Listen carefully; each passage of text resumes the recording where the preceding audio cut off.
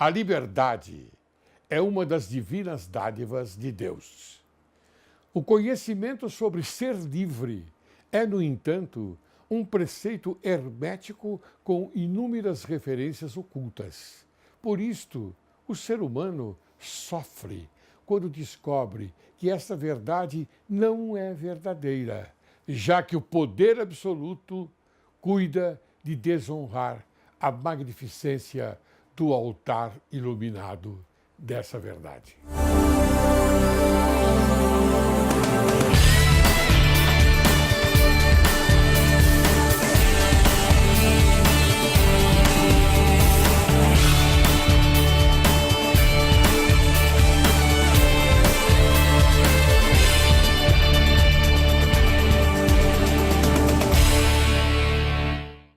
Direito e Justiça em Foco é o teu programa e o Brasil é o teu país.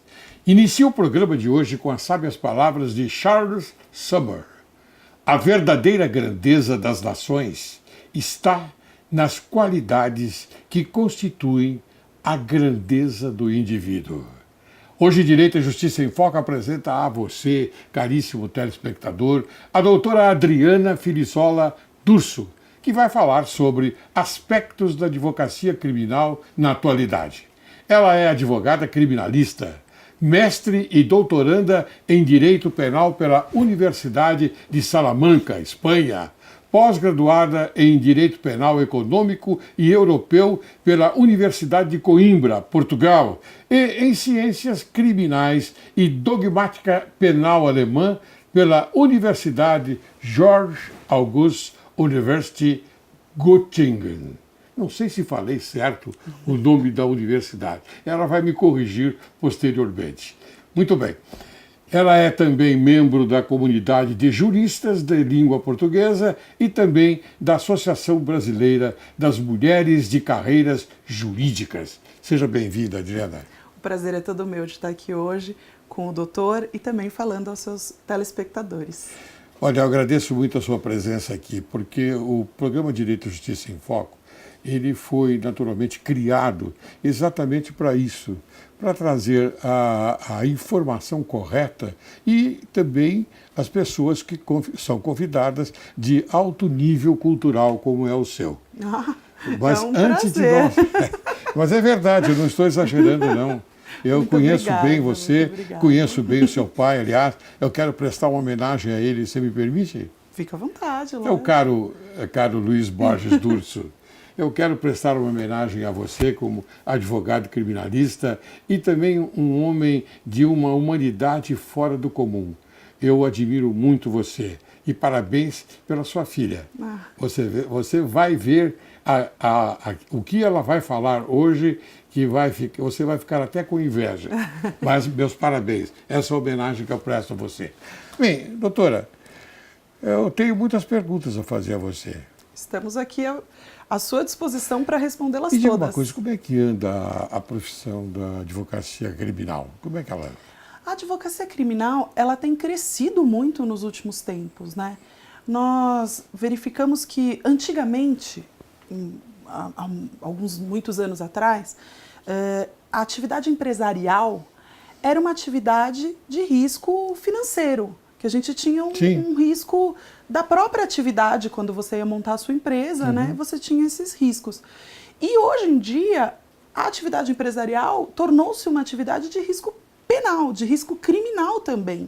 Sim. Porque com essa expansão para outras áreas do direito penal, como nós vemos hoje, por exemplo, o direito penal do meio ambiente, o direito penal... Importante, hein? O direito penal do meio ambiente. Exatamente. Muito importante. Inclusive com a responsabilidade penal da pessoa jurídica nessa área. Nós temos aí o direito penal do consumidor, né, que protege o consumidor, trazendo os riscos para a pessoa que está fornecendo serviços ou produtos. Sim. E essas empresas. E, na verdade, os seus dirigentes, né? Sim. Nessa questão. Aliás, eu tenho uma pergunta específica sobre isso. E toda a questão dos crimes financeiros, né? Nós temos aí a sonegação, questão dos crimes relacionados à licitação, onde as empresas se participam. Então, o direito penal veio se expandindo, né, nos últimos tempos, de maneira a abarcar todas as situações e muito da atividade empresarial. Muito bem, mas também essa história aí da Lava Jato, né? Pois é. Ela deu um avanço muito grande também, você não acha? Inclusive eu ia citar a questão da lavagem de dinheiro, Sim. tudo que são os crimes mais investigados dentro da operação, a lavagem de dinheiro e a corrupção, né? Que a gente tem aí mais... Que chamam mais a nossa atenção, os principais crimes.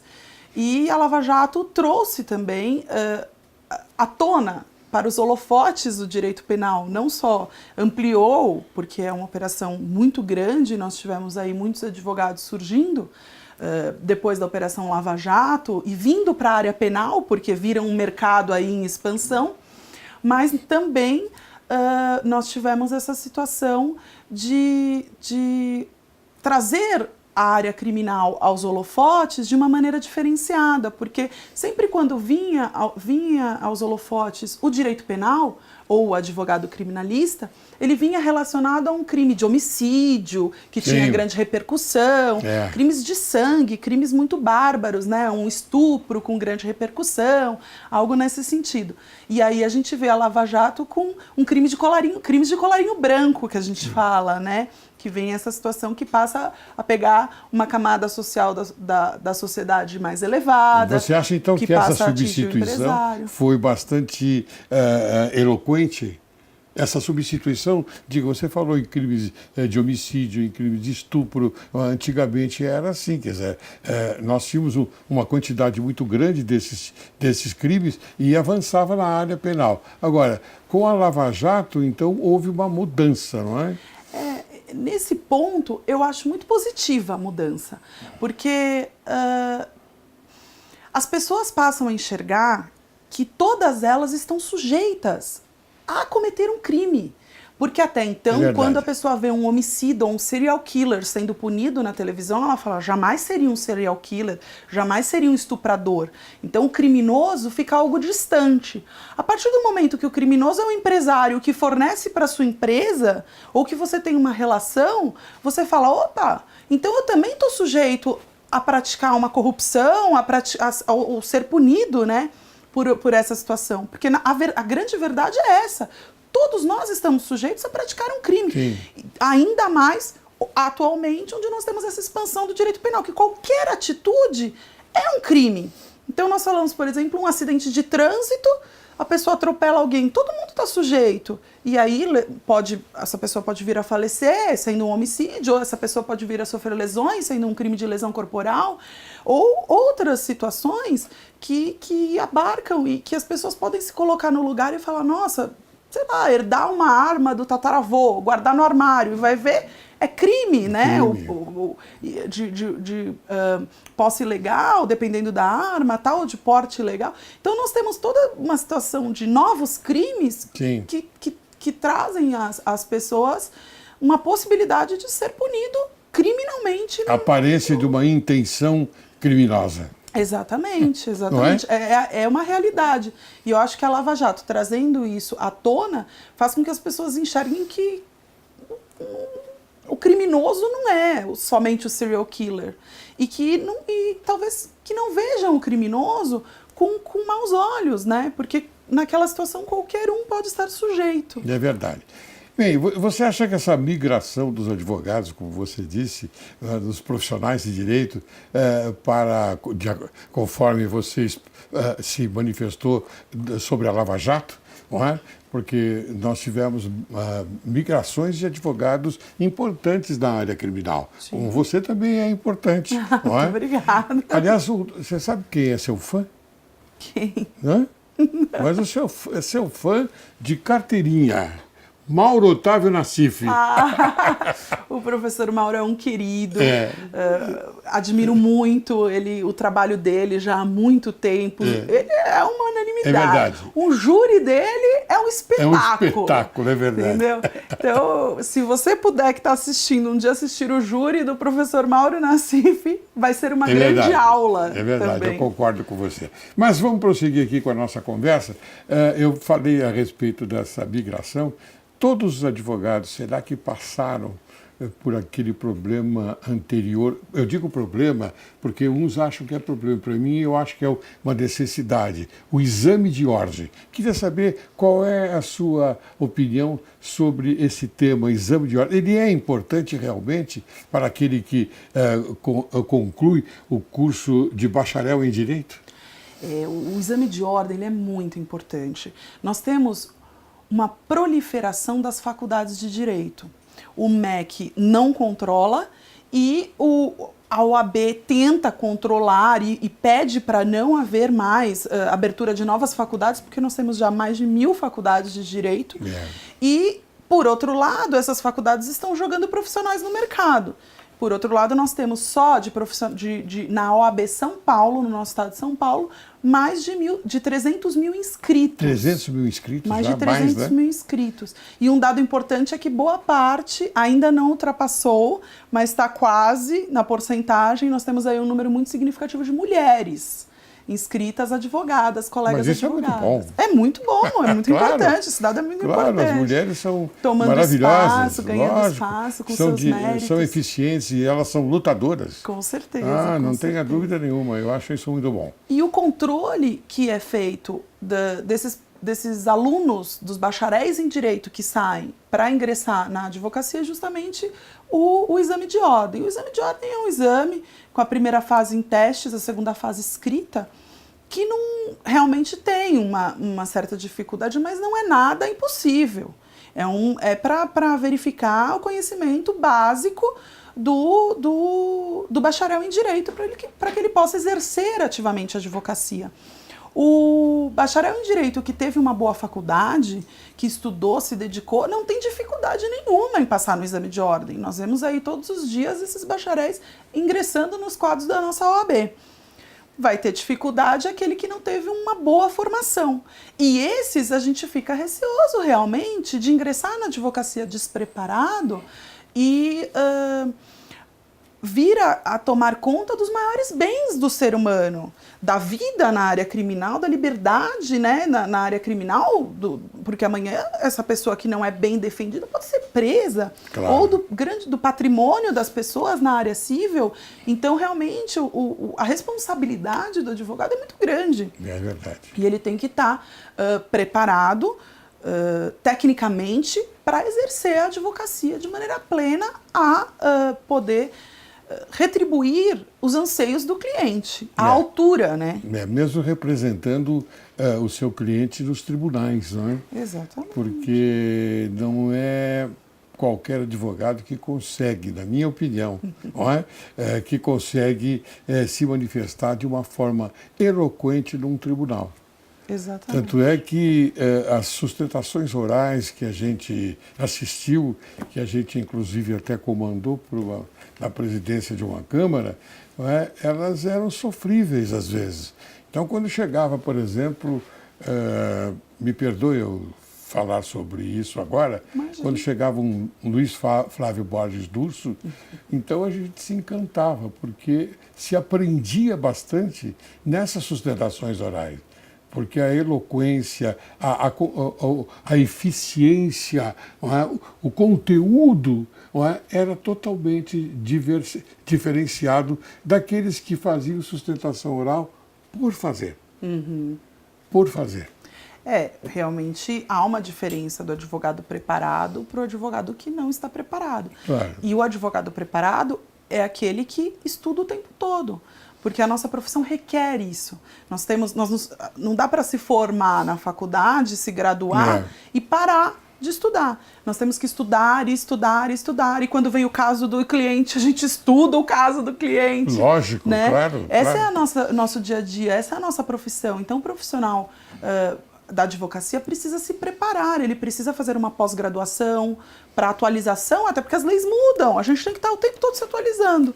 Então, uma pós-graduação, fazer um mestrado, um doutorado, se quiser seguir a carreira acadêmica, né? Sim, sim. É muito, muito importante isso para uma... Então, boa... você me deu uma carona para fazer uma pergunta a você. Há quanto tempo você está formada, doutora Adriana? Eu estou formada há mais de 10 anos, eu vou fazer 11 anos de formada. Que já. maravilha, muito bem. E já tem todo esse currículo? É que a gente não para, né? Vai emendando como você uma disse, coisa na outra. não para. E eu queria fazer, fiz uma então, pós, emendei outra. eu queria continuar com essa pergunta. Desde sua formatura até hoje, há alguma diferença, eu digo, mudança no exercício da advocacia criminal e também, claro, da advocacia em geral? Eu acredito que sim, principalmente na advocacia criminal, porque nós temos uma formação na graduação muito básica, assim, né? Não estudamos muito as leis especiais, que incluem justamente esses novos crimes. Então, existe sim uma grande mudança com essa ampliação do direito penal. Sim. E a responsabilidade penal da pessoa jurídica também, né? Que vem aí para modificar. Então, eu acho que a atuação da advocacia criminal vem evoluindo. Você acha que foi um tempo. avanço essa parte da responsabilidade penal da pessoa jurídica? Foi um avanço da legislação, inspirado inclusive em experiências internacionais, mas... Você me falou a respeito da inspiração da legislação americana, é isso? Plea bargain. Isso é a inspiração americana que deu origem ao Instituto da Delação Premiada. Sim. Mas nós temos,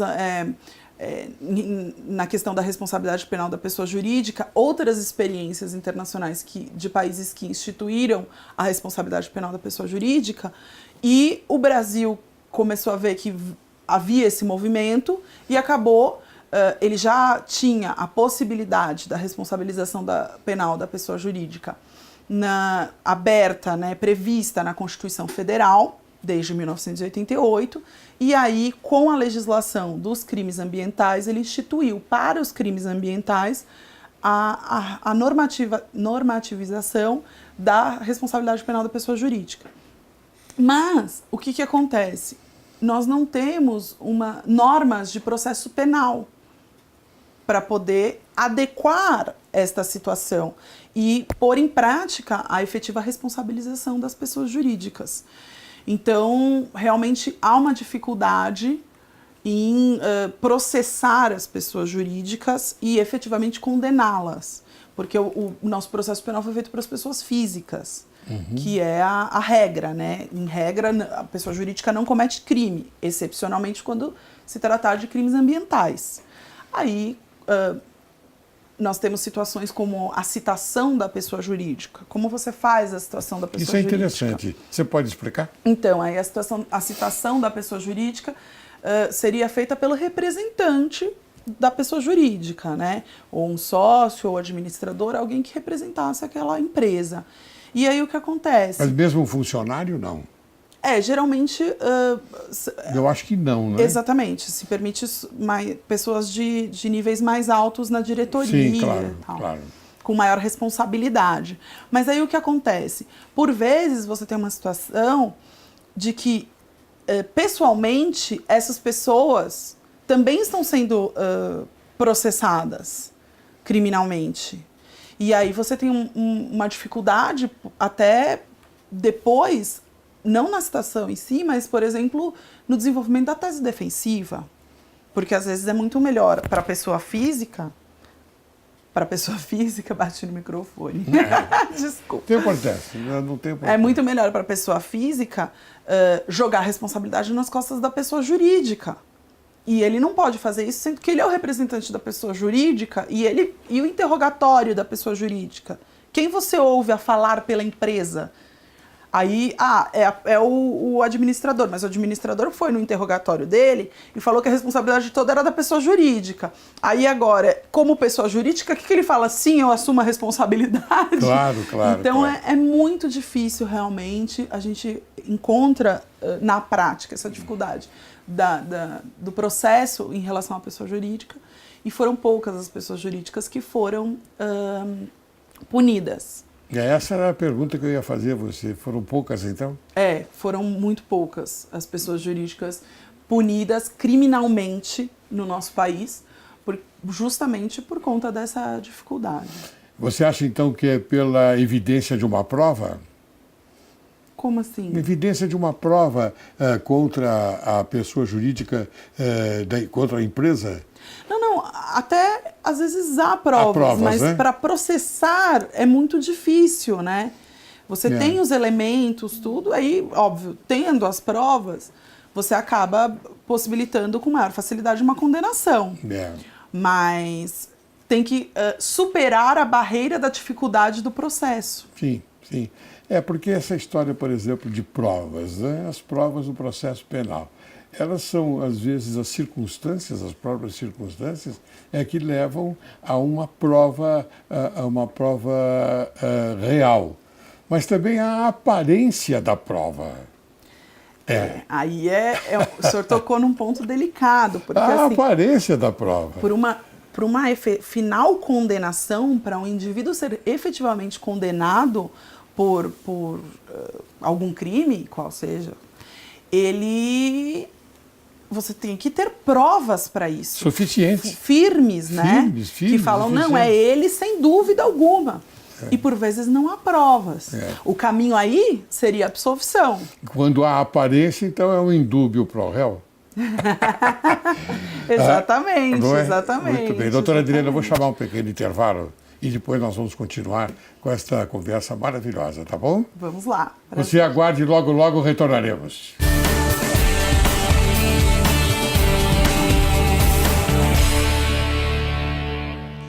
Olá! Você sabe como fazer da generosidade uma prioridade e estabelecer expectativas altas em relação ao comportamento ético das crianças?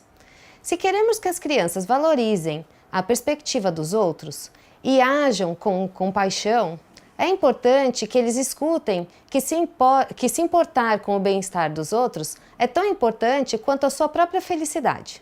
Muitos pais dizem que criar filhos generosos é prioridade. Mas muitas vezes não é isso que as crianças estão escutando no dia a dia. É importante manter uma mensagem clara, prestando atenção no que você fala diariamente para os seus filhos. Em vez de dizer, por exemplo, a coisa mais importante é que você seja feliz, diga a eles, a coisa mais importante é que você seja uma boa pessoa e seja feliz. As crianças também precisam entender que o mundo não gira em torno delas. Às vezes, os pais devem colocar a consideração pelos outros acima dos interesses pessoais das crianças. Por exemplo, agora vamos ter que desligar a televisão porque todo mundo tem que ajudar na arrumação da casa. Ou, hoje o papai não vai poder ler a historinha para vocês porque teve um dia muito duro no trabalho. Espero que tenham gostado. Obrigada e até o próximo programa.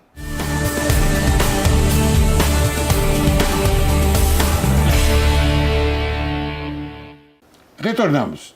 Hoje conversando com a excelente advogada criminalista, doutora Adriana Filizola D'Urso. É uma grande honra tê-la aqui, viu, doutora? A honra e o prazer são meus de estar aqui aprendendo muito com o senhor. E eu também estou aprendendo com você, viu? Mas aí é verdade. Pretensão. Não, é verdade, é verdade. Vamos dar continuidade àquela nossa conversa do início do programa, do primeiro bloco. Qual seria o impacto da Lava Jato, na sua visão, no exercício da advocacia criminal?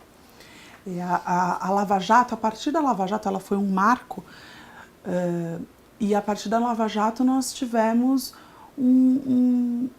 uma forma diferente, porque todos esses advogados que passaram a atuar na Lava Jato precisaram ter conhecimento dessas novas leis, e principalmente em relação aos crimes de colarinho branco que nós falamos, né? Então, todos esses advogados precisaram se especializar. Sim.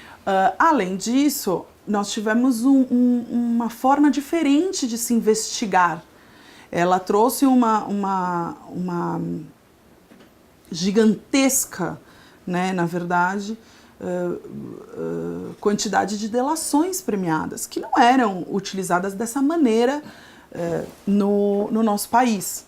Então, para a investigação vem a delação e alguns elementos que a complementam, como uma quebra de sigilo bancário, quebra de sigilo telefônico, mas aí a delação tomada com uma importância para a investigação muito forte, muito grande.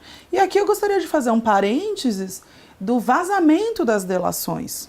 Muito bem, mas antes eu queria falar com o telespectador no sentido de que esse instituto, a delação premiada ou colaboração, possibilita e facilita o desmantelamento de grupos, quadrilhas e organizações criminosas, pois é realizado por um partícipe ou associado cujo conhecimento a respeito do grupo e suas atividades é consideravelmente mais elevado e detalhado. Portanto, eu fiz essa observação, mas eu gostaria aqui de ouvir a eficiência do seu intelecto nesse sentido. Imagina.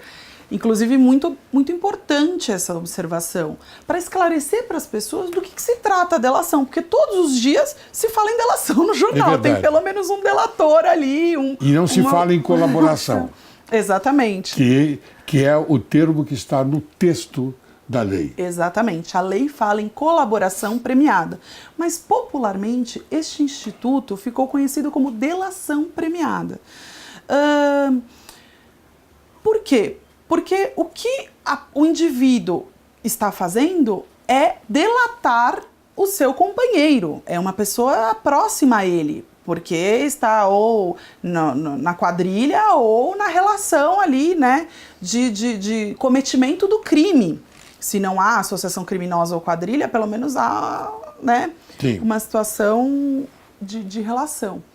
Então, o delator, ele vem com esse nome para a mídia, e é um instituto que tem inspiração americana, do plea bargain, que nada mais é do que uma negociação. Então ele procura ou o Ministério Público ou os delegados, e aí é importante ressaltar que houve uma decisão do STF recente que permite, que reconhece que o delegado pode sim fazer a delação premiada. A proposta de delação premiada. Exatamente. Então ele pode procurar ou um delegado de polícia ou um membro do Ministério Público, e eles sentam à mesa e fazem uma negociação. É um contrato mesmo. Chama contrato de delação. Então eles negociam o delator ou colaborador, como chama a lei, porque a lei usa o termo colaboração premiada, então, tecnicamente falando, o certo é usar colaboração, mas a gente utiliza, alguns utilizam delação por ser o popular, ou até como crítica ao instituto que vem sendo utilizado de maneira, assim, suspeitável, né? Então, eles usam o termo delação. Daí eles sentam e negociam. O delator ou colaborador fala o que ele teria para oferecer, no caso, as informações, e de outro lado, o membro do Ministério Público ou o delegado de polícia fala, não, você vai ter uma redução de pena, você vai ter uma absolvição, algo nesse sentido, não vai ser processado criminalmente, e aí oferece algumas situações pro delator. Ocorre que a lei prevê algumas coisas que não são Não seria bem um delator, né? Seria uma alcagueta, como se diz na van linguagem da polícia, né? Alcagueta. É verdade, é verdade. E é importante falar que este instituto, um dos requisitos mais importantes e primordiais dele é a voluntariedade. Então o indivíduo tem que procurar a polícia ou o Ministério Público de maneira voluntária. Ele não pode ser forçado a falar, porque nós tivemos épocas terríveis na ditadura, onde o indivíduo era forçado a falar. Sim. Então a lei busca que não haja nenhum tipo de coação, nada nesse sentido, tortura, o que seja, para que o indivíduo venha a aderir a uma delação premiada ou colaboração premiada. Mas nós temos algumas situações um pouco peculiares onde o indivíduo é preso e enquanto ele não delata, ele não é solto. E aí ocorreu na Lava Jato que assim, tivemos inúmeras prisões, aí o primeiro lá delatava, era solto, e o outro delatava, era solto. E a pessoa que está presa falou, eu vou delatar. Claro. O que eu vou ficar fazendo aqui sozinho na cadeia? Está todo mundo falando, eu vou falar também, eu quero liberdade. Liberdade é um dos bens mais preciosos, o indivíduo busca a liberdade de maneira até natural, né, da nossa própria essência, é buscar a liberdade. Então, você faz tudo quando você está preso, inclusive, aderir a uma delação de forma não voluntária. Claro. Aí muitos defendem essa tese de que a delação não poderia ser utilizada para indivíduos que estivessem presos, porque você perde esse caráter da voluntariedade, muito primordial para o Instituto, na verdade. Então, prevalece o interesse daquele que está preso no sentido de delatar para se ver livre da prisão. Exatamente. Uma das causas casos. é essa. E aí macula essa voluntariedade, porque Claro. ele não está indo de maneira Claro, espontânea. Ele está claro. sendo praticamente coagido com a prisão a falar, né? Claro, claro. Você colocou bem o termo macula, naturalmente, aquela vontade que ele tem de se expressar, porque ele sozinho não é o autor do crime. Quer dizer, outros foram mais perigosos ainda, não sei, coloco dessa maneira. Exatamente. Você tem aí outros indivíduos cometendo crime e ele fala, bom, já que vocês querem ouvir, eu vou falar, vou entregar todo mundo e vou receber o benefício, vou me livrar dessa situação em que me encontro. Segundo o STF, quando resolveu colocar o delegado de polícia como também o protagonista da delação, não é? Ele tem que se submeter aos critérios do Ministério Público, não é? Isso. O contrato de delação, após ser realizado por um delegado de polícia, o Ministério Público, nesse caso, ele atua como fiscal da lei, Sim. que é uma das funções do próprio Ministério Público. Então, ele verifica se está tudo certo tal, e remete ao juiz para homologação, porque o juiz homologa esses termos de declaração, com os contratos da declaração. Muito bem, doutora Adriana, até 2016, qualquer pessoa que fosse condenada pela justiça tinha o direito de aguardar em liberdade até que todos os recursos possíveis estivessem esgotados. O julgamento final, a última sentença válida, é o que é chamado de trânsito em julgado. Vamos dissecar esse trânsito em julgado, porque muita gente não entende o que é o trânsito em julgado. Pois é. Poderia, então, vamos falar exatamente da prisão em segundo grau de jurisdição, ela viola a Constituição? O trânsito em julgado é o que nós chamamos de decisão final, onde não caiba mais nenhum recurso.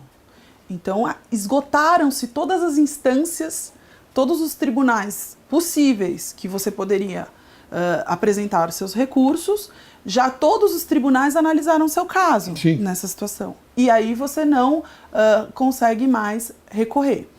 A decisão do trânsito em julgado, nós falamos que é uma decisão firme, é uma decisão final, definitiva. E aí nós temos essa situação de que a Constituição prevê que todo mundo será considerado inocente até trânsito em julgado. Claro. Por outro lado, em 2016, o STF, no julgamento de um habeas corpus, decidiu que esse trânsito em julgado poderia ser relativizado, o que é um pouco condenável, né? Discutível, pelo menos. E aí ele relativizou o trânsito em julgado, possibilitando a execução da pena criminal a partir de uma decisão em segunda instância, não necessariamente transitada em julgado. Então, nós temos que teoricamente nós precisávamos, antes dessa decisão, do trânsito em julgado, e que agora não há mais necessidade do trânsito em julgado para se executar uma pena criminal. É uma decisão um pouco complicada. Essa decisão veio a ser submetida a plenário, depois, mais à frente, agora, no julgamento de ADPFs, e em 2018, agora, acho que em março. E o plenário reiterou esse entendimento da possibilidade de execução da pena a partir de segunda instância.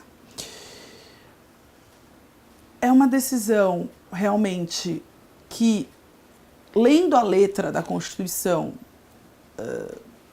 literalmente, ela viola a Constituição. Se a Constituição fala que a pessoa é inocente até o trânsito em julgado, essa pessoa não pode ser punida. De maneira que o STF decidiu que nós poderíamos punir um inocente, Claro. né? Ao punir uma pessoa sem o trânsito em julgado da decisão.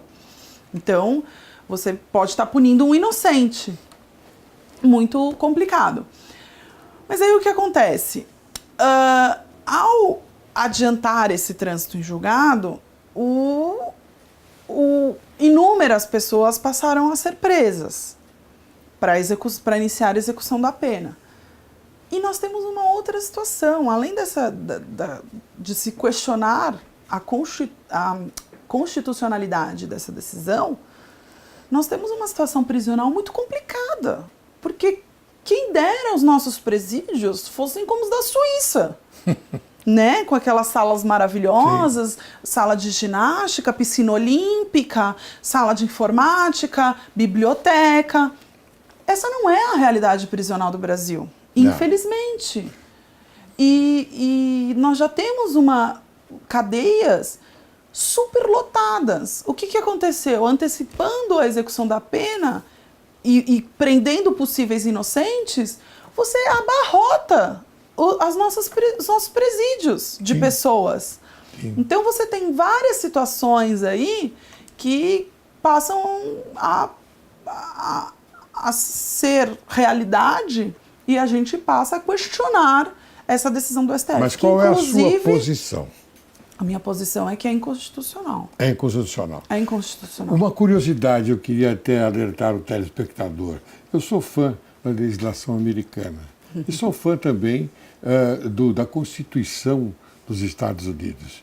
Em 209 anos, durma com um barulho desse. Sabe quantas vezes houve modificação na Constituição?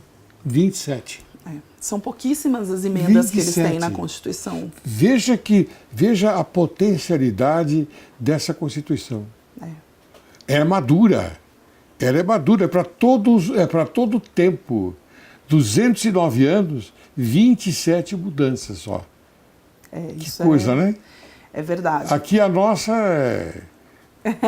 mensalmente, talvez. Exato. E, na verdade, não há modificação da Constituição. Não. O que é uma modificação do entendimento. O STF decidiu isso, mas não mudou a Constituição, porque ele não tem nem competência para isso. Então, ele muda o entendimento em relação à interpretação da Constituição. Então, o tempo inteiro a gente fica nessa insegurança jurídica, querendo saber, e agora? Será que vai? Será que não vai? O que vai acontecer? É verdade. É muito complicado. E para o STF é uma tarefa muito árdua também, porque ele não é um tribunal constitucional, ele acaba sendo um tribunal de recursos, onde ele acaba julgando questões muito do dia a dia, né, muito pequenas, e as grandes questões acabam ficando de lado. Porque ele é um tribunal constitucional, você falou a palavra mágica, e deveria se ater somente à Constituição. Exatamente, na sua essência ele é um tribunal constitucional, claro. Ultimamente ele vem legislando. Claro. Porque ao fazer um entendimento desse, ao proferir essa decisão, você acaba que modifica o que está escrito na Constituição e ele está fazendo uma nova regra. E por falar em Supremo Tribunal Federal, doutora Adriana, como é que você avalia a recente decisão sobre a condução coercitiva? Nós tivemos recentemente uma decisão relacionada à condução coercitiva. Outro instituto, digamos assim, que foi muito utilizado de maneira equivocada durante a Operação Lava Jato. Porque a condução coercitiva estava prevista no Código de Processo Penal de maneira excepcional nos casos em que o réu ou investigado não comparecesse, não respondesse a algumas intimações. E aí poderia ser aplicada a condução coercitiva. No caso,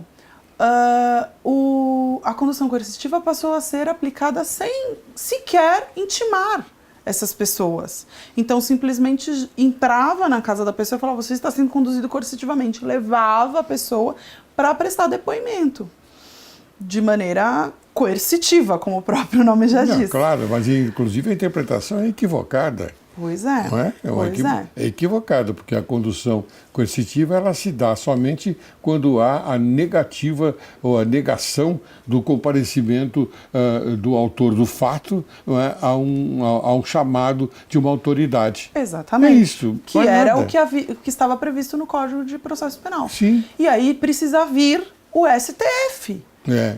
Ele precisa atuar nessas questões, ele precisa falar. A gente brinca popularmente que no Brasil a gente tem que falar que não adianta falar essa cocada de coco, porque tem que falar essa cocada de coco que dá no coqueiro, porque as pessoas têm que falar tudo especificamente. É verdade. E aí aconteceu isso em relação à condução coercitiva. Era só cumprir a lei. Só cumprir a lei. Mas não foi o que aconteceu. Então precisa vir o STF para falar, olha, vamos proibir a condução coercitiva porque ela fere a liberdade de locomoção do indivíduo, ela fere a presunção de inocência.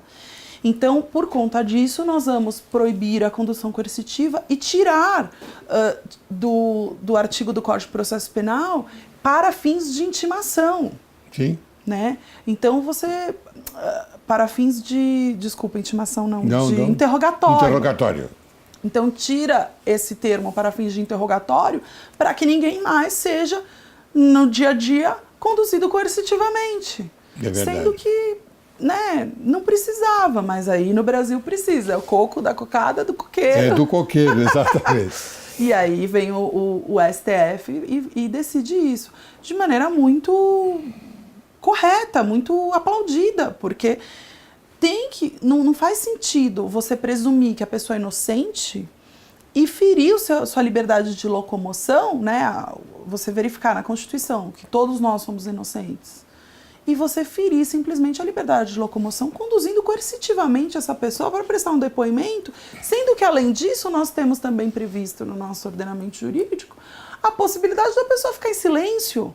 Então você vai, fere a liberdade de locomoção do indivíduo para que ele se coloque à frente de uma autoridade. Ficar em silêncio sem se comprometer. Exatamente, sem que isso venha a ser interpretado de uma outra forma. Como negativamente para o réu. Aí você coloca o réu à frente do juiz ou o investigado à frente do delegado, tal, de maneira que ele vai ficar em silêncio. Então você está maculando a liberdade de locomoção sem nenhuma efetividade, sem nenhuma razão.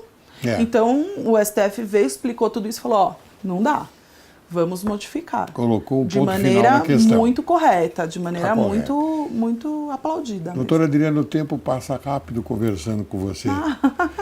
Passa muito rápido, poxa. É que eu acho que eu tenho essa veia um pouco italiana e eu gosto de falar e tal. Você é brilhante. Muito obrigada, muito obrigada. Rapidamente, vale a pena ser advogada criminalista? Muito, vale muito a pena. A advocacia criminal, eu falo, é apaixonante. Já começa nos bancos da faculdade, né? Que de maneira assim, geral, a maioria dos alunos adora direito penal. É porque é dinâmico, né? Exatamente, é o mais interessante, traz aqueles casos rumorosos e tal. Você fala, nossa, essa matéria eu gostei. Então você já começa a se apaixonar pelo direito penal lá na faculdade. Depois, ao atuar com o direito penal, você encontra uma veia de humanidade incrível. Porque o direito penal, a área criminal, que me perdoem as demais, ela é a área mais humana que nós temos. Esse contato com o indivíduo, de você entender o próximo, né? De você entender o ato praticado por ele. Exatamente. E defender aquela pessoa, os seus interesses, para que haja uma justiça efetivamente naquele caso. É muito gostoso, é muito interessante, é muito prazeroso. Muito bem, doutora. Parabéns pela sua conclusão. Eu que agradeço. Doutora, eu vou lhe entregar agora um livro da minha autoria na tradução, O Crime Complexo, de Silvio Ranieri, e a Quartier Latin, ela fez questão de publicar. Então eu passo para você esse livro. Muito não é? obrigada, Me que bela perdoe a obra. simplicidade. Imagina, vou não é? querer um autógrafo. Já tudo. tem aí, minha filha. Já tô aqui. Já, Muito claro, legal. já Muito está. obrigada. E eu queria as suas considerações finais. Bom, eu posso dizer que a advocacia criminal é essa área apaixonante, com essa situação de expansão da legislação e também do mercado de trabalho. Você que está em dúvida entre vir atuar na advocacia criminal, pode ter certeza que pode vir, porque com certeza você será muito feliz. Mas requer responsabilidade, porque nós temos nas mãos a liberdade daquele indivíduo. Então, nós temos que cuidar com amor, com carinho de cada caso e com muito estudo também do caso e de toda a legislação, doutrina, jurisprudência, para poder cuidar também com competência dos nossos clientes aí, dos que são acusados diariamente por terem cometido algum crime. Isso é uma questão de humanidade também, né? Exatamente. Muito bem, doutora Adriana, eu fiquei muito feliz em ter você no programa Direito e Justiça em Foco, porque a nossa missão, como eu disse no início do programa, é levar ao telespectador uma verdade.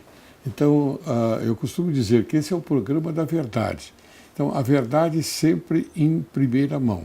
E você trouxe ensinamentos maravilhosos, você trouxe colocações maravilhosas.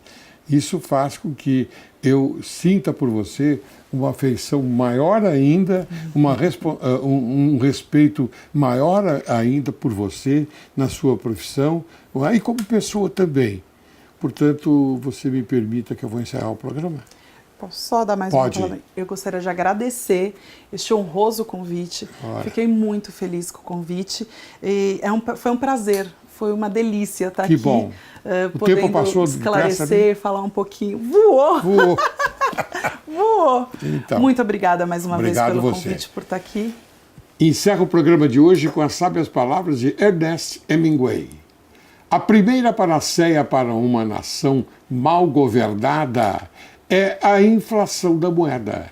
A segunda é a guerra.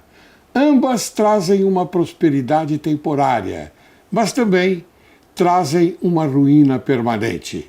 E ambas são o recurso de oportunistas políticos e econômicos. Quero agradecer mais uma vez a presença da doutora Adriana Filizola D'Urso, que apresentou para nosso conhecimento um assunto de enorme relevância. Sim, os aspectos da advocacia criminal na atualidade. Oxalá que a conversa de hoje tenha a força e a energia de aproximar a sociedade brasileira com o objetivo de alimentar e conservar sempre vivo no coração humano o lume sagrado da honra, da independência, da magnanimidade, do patriotismo e da consciência pública, preservando os sentimentos de direito e de justiça. Muito obrigado, doutora Adriana. Eu que agradeço, foi um grande prazer.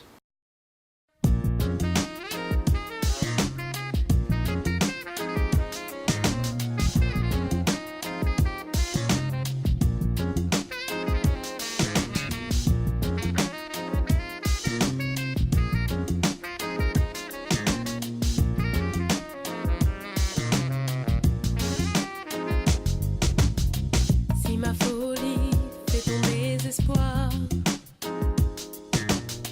ne m'en veux pas, je n'ai pas voulu te faire de tort. Si tu savais combien mes désirs me font souffrir, ne m'en veux